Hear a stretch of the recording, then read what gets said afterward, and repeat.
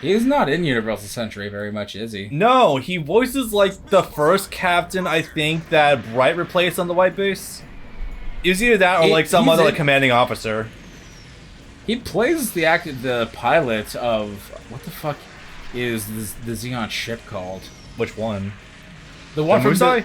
the one from Counterattack, because it's the same ship that the Rulula. Oh, yeah. He's the captain of the Rulula, Huh. and it's also the same guy in Unicorn too, because it's the same ship. Yeah.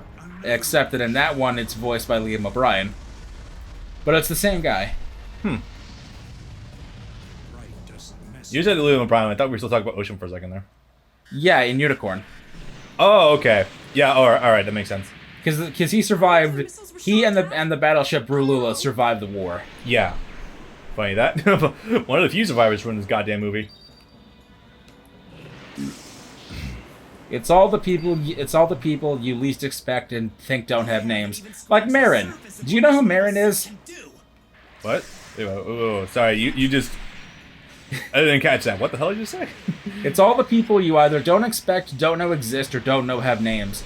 Do you know who Marin is? You're talking about Dragon Ball Z, right? No.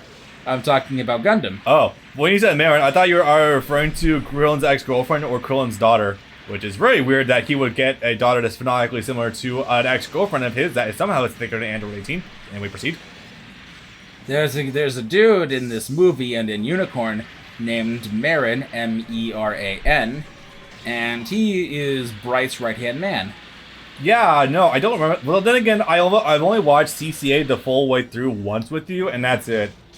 Yeah, but see, the funny thing is, he's a tan man with brown hair in the Counterattack movie, but in Unicorn, he's a pale white man with black hair, even though it's only been 3 years and I really don't think characters use hair dye. Stop whitewashing Casca? Yes! That's just weird. Okay. I don't understand, but hey, why the fuck not? Okay. Weird. And the funny thing is, it's not a case of they just lost his design, they don't have the design concept or anything 30 years later and they just went with something original.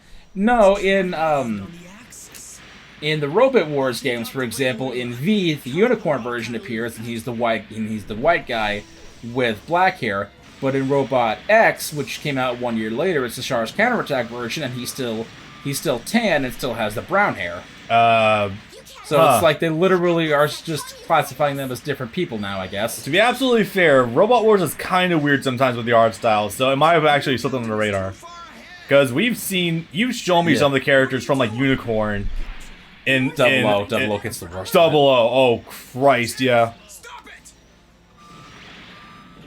Oh, is Chan taking off? Okay. Yeah, because Hathaway stole a Jagan, and Hathaway stole a Jagan, really? Yeah, he. Right. I'm thinking of the Yagdoga. Sorry, never mind. Proceed. Yeah, he stole a Jagan because he wants to go out and try to save Quest. Talk her down. Talk her down. He's trying. It's a good effort for a minute, and then it doesn't work. Quest, you are literally beyond hope yourself. You want to fuck like 3 different men right now. Shut the fuck up. Say it! Say the thing! Say the thing, Nanai! This is the only time we're ever gonna see Nanai. Bring up the thing! You're only in it for a younger woman? No, the interview. Oh, right. This is the only time we're ever gonna see her. Happy pussy. Sad pussy. Sad pussy. Christ. Tomino really is a man who's somehow ahead of the times and in his own butt world, like, so much. It blows me the fuck away. When writing female characters, you have to think about their fuckability. Would Char look pathetic standing next to Nanai? Yeah. And when you think about whether or not that makes a woman or a man look good, you also start to automatically think about the state of their pussy. Is it a sad pussy? Is it a happy pussy? Would Char be even more pathetic fucking a woman with a sad pussy? Ugh. And you know, I'm paraphrasing, but he doubled down on it too later in the interview. He was like, "You sure you want this like to be like in context?" He's like, "Yeah, no, I want you to get this down because the older you get, you can't not think of these things." I'm just like, Yeah, you can. Oh, bye, Chan. Just like, okay, bro, weird. It doesn't help that he's doing this interview with some other guy I don't know, and fucking Hideaki Anno. Yeah, the Neon Genesis guy. It's one interviewer interviewing 3 guys at once, and one of them is fucking Hideaki Anno. Hideaki Anno is not amazing for writing women either, but I don't think he's gone as... Hideaki Anno was fucking encouraging him. Yeah. Is it clear to some level of sexism in Japan, guys? Christmas cake culture notwithstanding. It goes before that, but yeah. Oh no, it goes well before that. Like, fuck, so long before that. Yeah.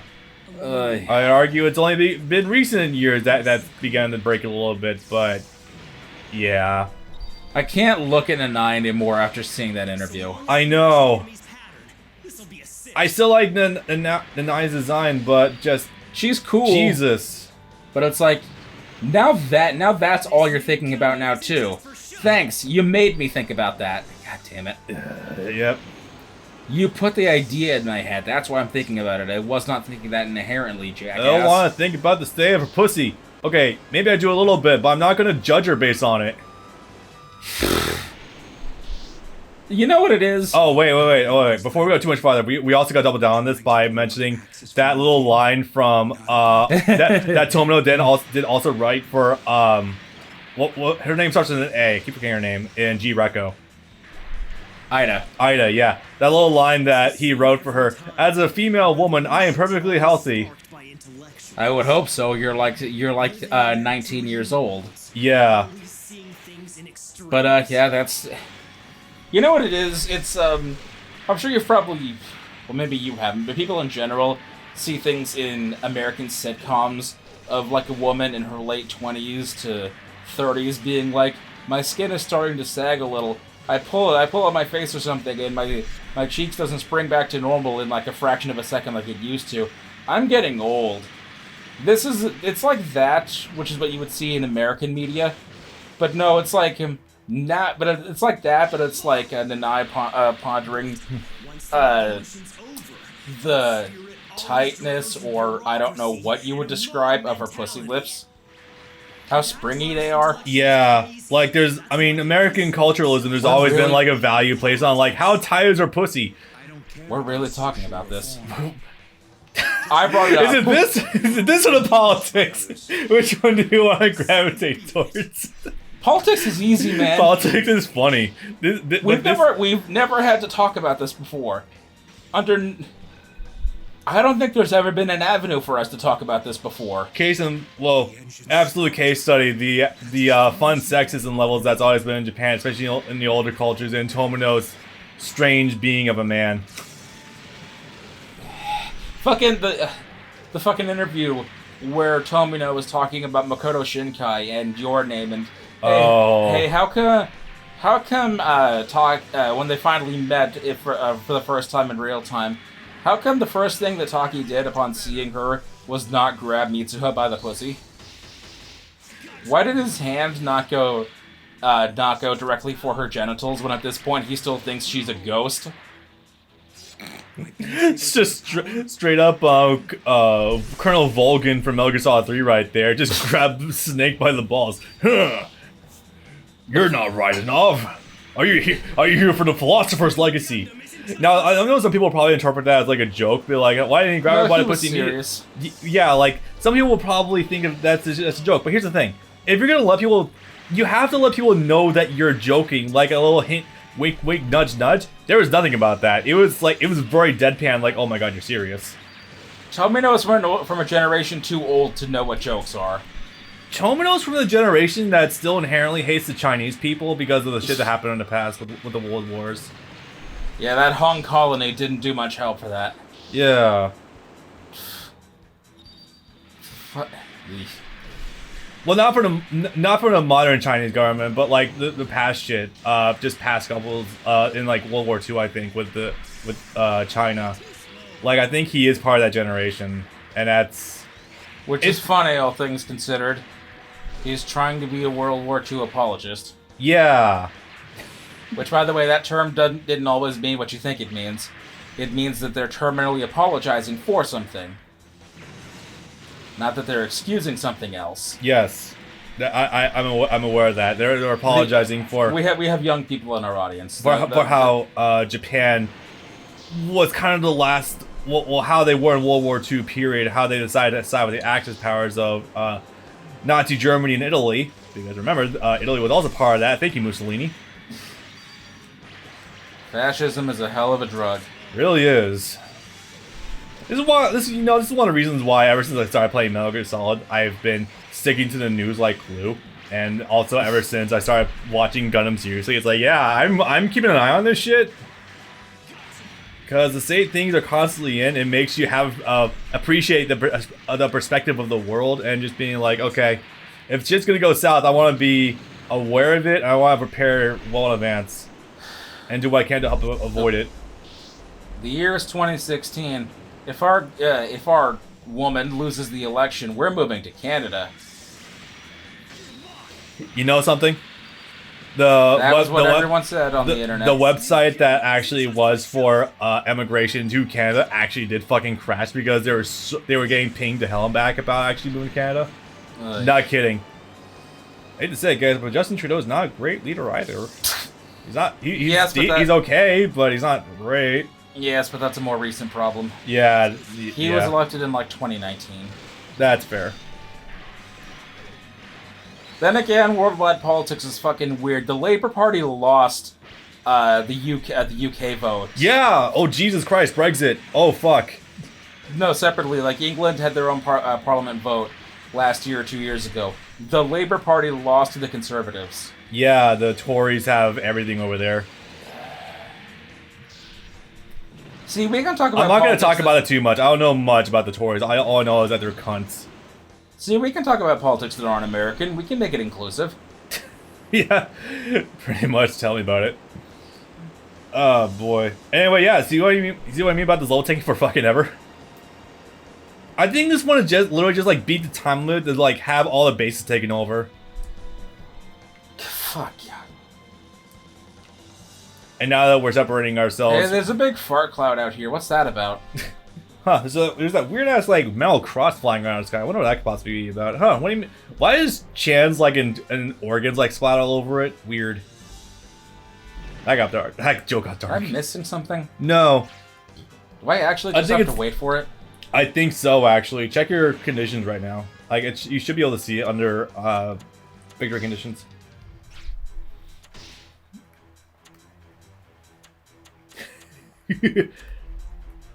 I thought it was just escape from Axis for this one, but I guess not.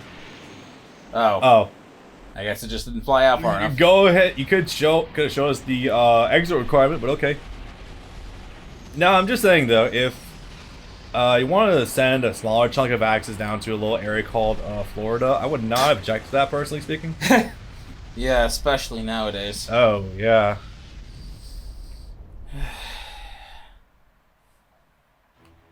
And woo, we did it! We won, boys! Axis broken in two. We're gonna live. Wait, what do you mean? One was rapidly accelerating. What the fuck?